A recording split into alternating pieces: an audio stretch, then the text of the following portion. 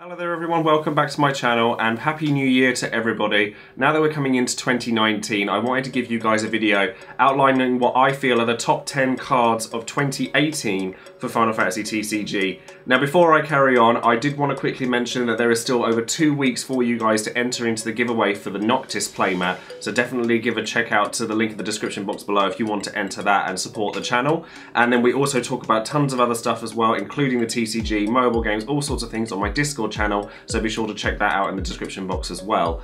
Now I know that lists like these can be really controversial because there are a lot of really strong cards in Final Fantasy TCG, but I wanted to give you guys kind of a quick fire shot of cards that I feel that I've seen a lot of individually. Obviously there are a lot of cards that are very good as part of combos, etc., but these are in no particular order, and you are more than welcome to sound off in the comments below and disagree with me, tell me this card's terrible, tell me I missed a card that's amazing. But I wanted to give you guys a quick shout out to 10 different cards in the game that I think have individually proven themselves to be the top 10 cards of the year. Now these are going to be cards from 2018, so that means that they are going to be cards from Opus 5, 6 and 7, because before that they were all released obviously in 2016 and 17, so these are going to be cards that have released within 2018, not necessarily just played in it.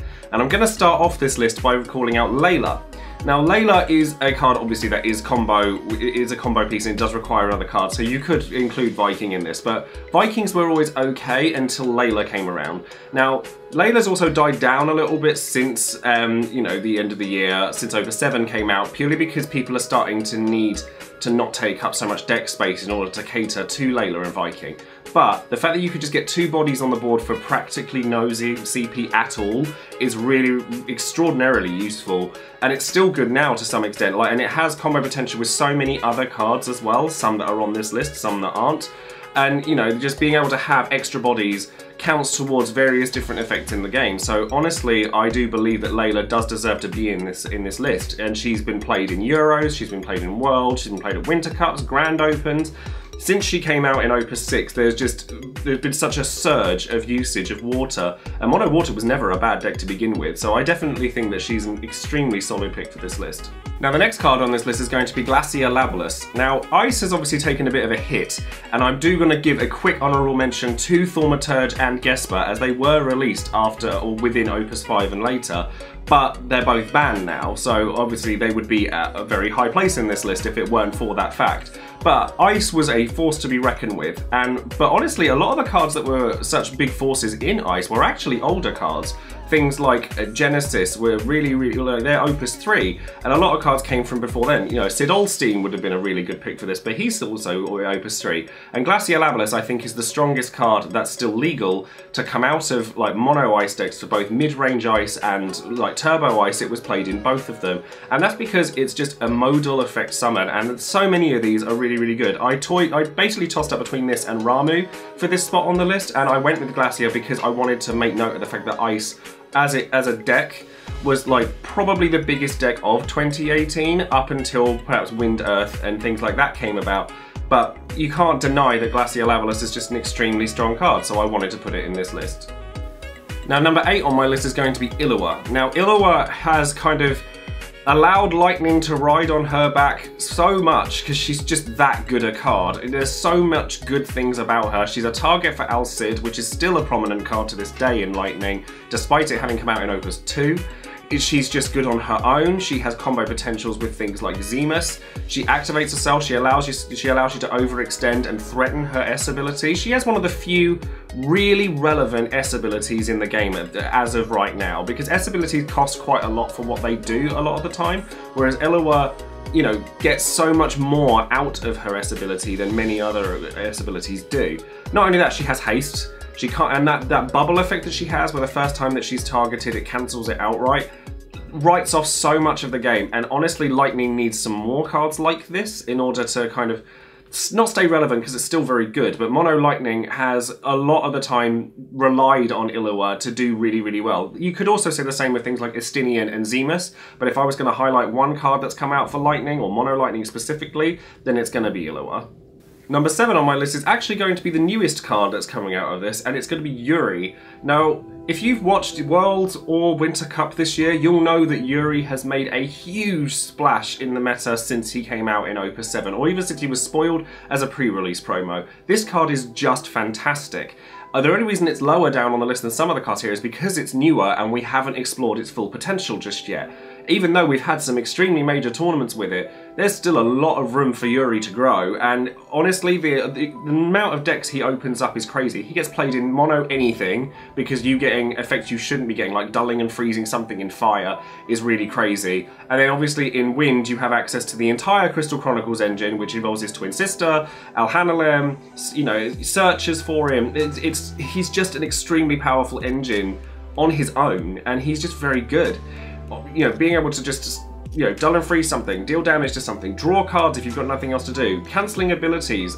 Every single one of his abilities is relevant at some point in the game. So to turn a blind eye to Yuri, you would be very remiss to do so, and I honestly think that even though he's as new as he is, he 100% deserves to be on this list for tournament results alone.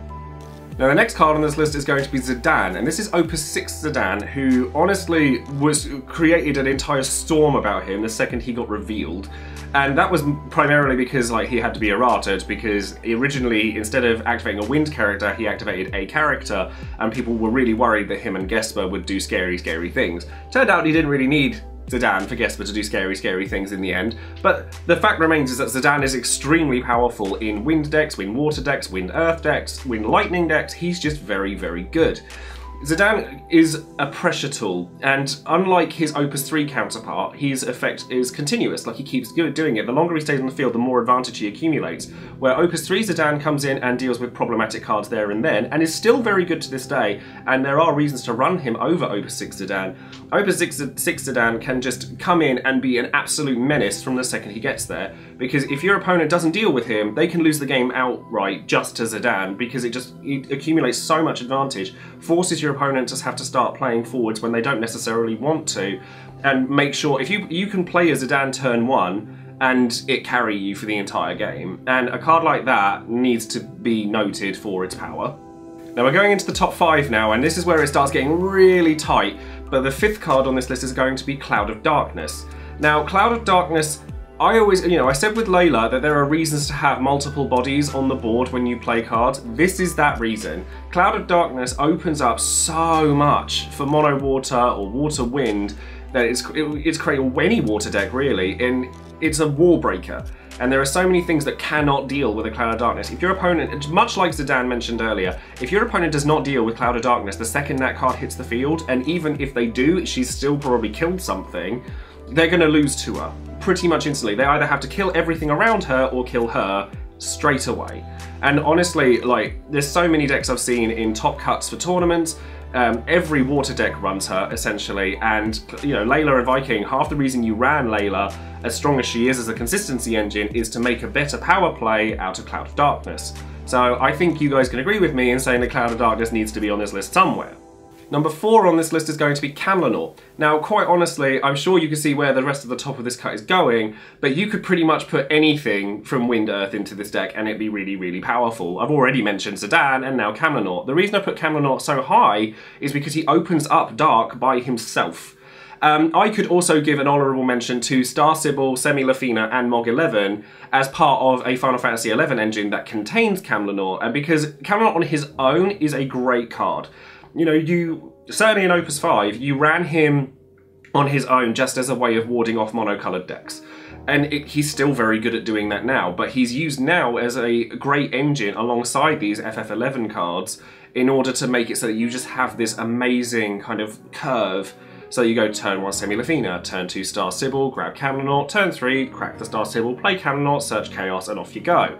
It's just a great play, and honestly, having a 9k body in Dark that isn't really 9k because it searches for something, it opens up an entire element by himself. We actually really could do with Light getting something like this, although honestly now that we have Yuri, that idea is quite scary, so I'm not sure that we do want that. Now that we're hitting the top 3 of this list, this is where it's honestly so tight you could interchange these cards without a problem. And number 3 is going to be Diabolos. Now I honestly believe that Diabolos is the best summon in the game, because it has so many options going for it. You can do literally anything with this card, because the decks that it goes in complement it perfectly. Wind is very, very good at like dealing with smaller forwards by way of things like Alhanalem, Chelinka, and Barbariscia. There's so many ways of like dealing Cactar, there's so many ways of dealing chip damage that dropping something's power to 1000 doesn't sound that great to begin with, but it's actually amazing in conjunction with the other effects it has. Just the straight up ability for you to go against a water deck, for example, I'm going to kill your Cloud of Darkness while I'm attacking and deal with something else at the same time. 5 CP to kill 2 things is crazy. The fact that you can use it to make himself basically free if you have 5 backups out, or use it as an anti-ice tech to activate all of your forwards, or allow yourself to overextend because you can activate all your forwards and backups. There is no reason not to run this card in any wind deck. It's just that strong. Number 2 on this list is going to be Wall. Now, Wall is actually my favourite card in the entire game to date. I know that everyone thinks that, like, due to the characters, like my Kujas, my Beatrixes, my Ultimeces, etc., that those are my favourite cards. It's actually this guy, because and something you'll notice with a lot of the cards in this list is that they all have options. Any card that can perform more than one function at the same time is going to be good. It's just fact. You have Ramu, you have, Dadaluma is a great defensive and offensive piece. I would love to have put Dadaluma and Cactuar on this list, but they're both Opus 4, so they're too old. While giving the ability to have Brave and 2k is usually the effect that goes off, but honestly, the ability to shut off EXs is something that not many cards in this game can do and can save you in so many situations. And the timing on Wall's effect, where you get him the turn you play him, even if it's not for him, makes it so that he's just a well-rounded figure. He's just got everything going for him. And even the damage, the damage mode on him is relevant, certainly in Wind Earth, in a deck that uses that kind of ability, like chip damage with a Barbariscia or a Diabolos or something like that. It just gels so perfectly. I definitely think that, as of right now, Wind Earth is the best deck in the game. But I do think that there are lots of options and there are unexplored things. So there's, I've mentioned plenty of other decks as well that are doing well. Like Water Wind is very, very strong. Mono Wind is strong right now. But as I said, I wanted to go over cards that have done well for the entire year, and Wall is most definitely one of those cards. Opus 5 brought so many toys to us, and Wall is definitely one of the best ones. Now, number 1 is very, very hard for me to pick over Wall, because Wall is a card that I absolutely love, and this card is a card that I absolutely detest. I really hate seeing it on my opponent's side of the board, and I'm sure most people do, and it's Y'shtola. Now, the difficulty with Y'shtola is that any Y'shtola that comes out from now on is going to be struggled to be played, because this one is just that good. She protects herself from all damage that isn't in combat, which is great in and of itself. You can use that as a combo potential to deal damage across the board and it not affect her. I've seen people do that with Opus 4 Shantotto. I've seen people do it with like Pelin or Dadaluma combos. I've seen lots of little things. But the fact that she can protect herself at all is what's useful. But what really, really makes her so powerful is the ability to just cancel an auto ability or summon. If it were one of those things, she wouldn't be nearly as powerful. But the fact that she has the protection and the ability to cancel your opponent's way of clearing your big board means that you can overextend without a problem, and certainly in Wind. Wind is very capable of doing that by playing your Vata, your Bart, your Chelinka, your Yuri, Liak. You've got loads of... Liak is actually a card I really wanted to put in this list as well. But there's so many things that you can put into this, and then you just slap down an Y'shtola and it's like saying, I win. Because it's like, there's nothing your opponent can do to stop you. They have to be able to either use an activated ability to get rid of her, or they have to be able to have enough CP and card advantage to be able to try and get rid of your board, then sacrifice Y'shtola to cancel it, and then do it again.